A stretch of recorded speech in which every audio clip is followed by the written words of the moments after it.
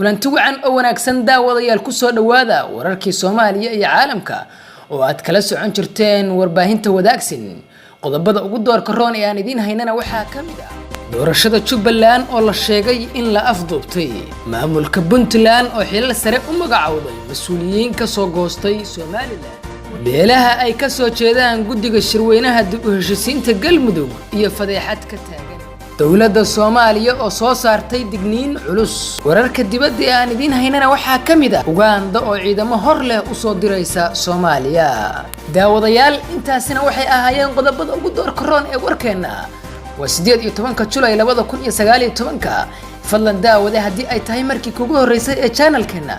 subscribe saaro gambaleelkana daaro si ay ku soo gaaraan wax walba oo aan channelka soo galino doorashada Jubbaland ayaa la sheegay in la afduubtay musharaxa madaxweynaha Jubbaland Cabdirashiid Maxamed Xidig sidoo kalena ay xildhibaan ka tirsan golaha shacabka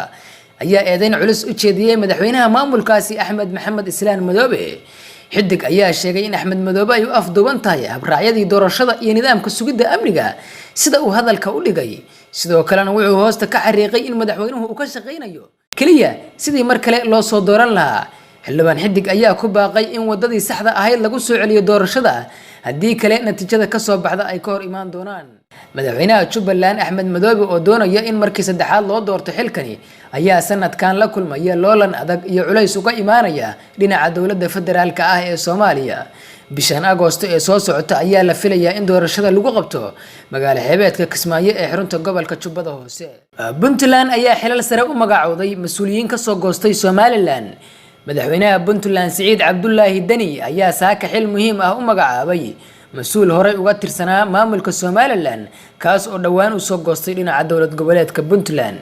Dani ayaa Cali Xuseen Maxamed u magacaabay gudoomiyaha gobolka Sanaag iyadoona ku xigeenkiisa loo magacaabay Jaamac Cabdullaahi Cali kadib wareegta ka soo baxday xafiiska madaxweynaha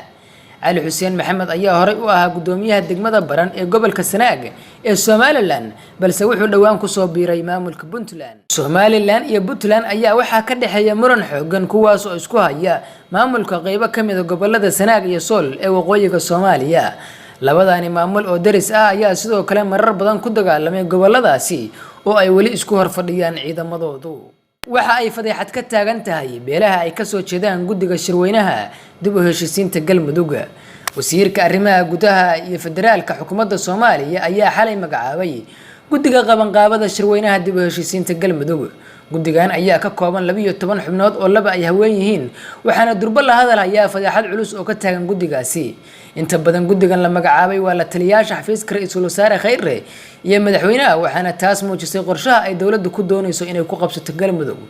sidoo kalena guddiga waxa ku jira ilaa 3 xubin oo matalaya ahlu sunna guddiga ayaa intooda badan ah shakhsiyaad aad u taageera nabad iyo nolol waxaana durba qeyladaan ka soo muujiyay siyaasiyiin badan shabakada wadaagsan ayay u suurto gashay inay hesho magacyada iyo qabiilada guddiga la magacaabay iyo mid kasta shaqada uu qabto waana sida hoos ka muuqata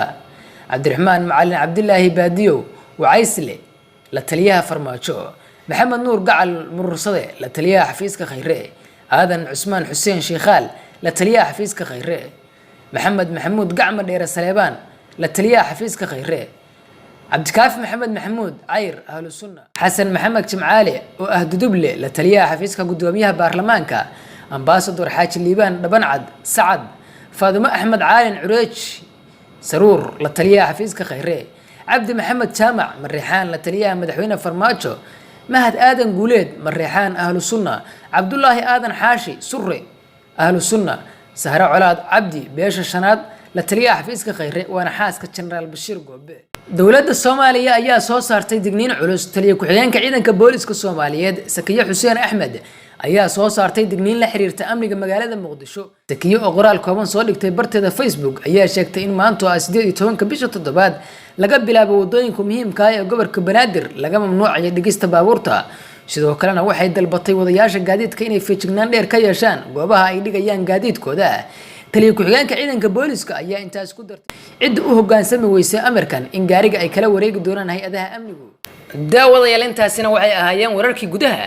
wararka dibadda aan idin haynana waxa kamid ah Uganda oo ciidamo hor la u soo diraysa Soomaaliya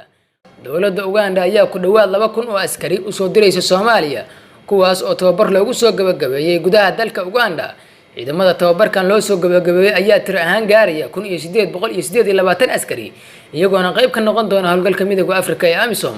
taliya ku-xigeenka ciidamada difaaca Uganda General Wilson Mabadi oo la hadlayay ciidamadan kadib markii loo soo gabagabeeyay tababarka ayaa kula dardaarmay inay si hufan u gutaan waajibaadkooda shaqo. waxaad ka tagaysaan Uganda si aad u aadaan uguna biirtaan ciidamada xasilanaya Soomaaliya iyo guud ahaan qaaradda, ayuu hadalkiisa raaciyay General Mabadi.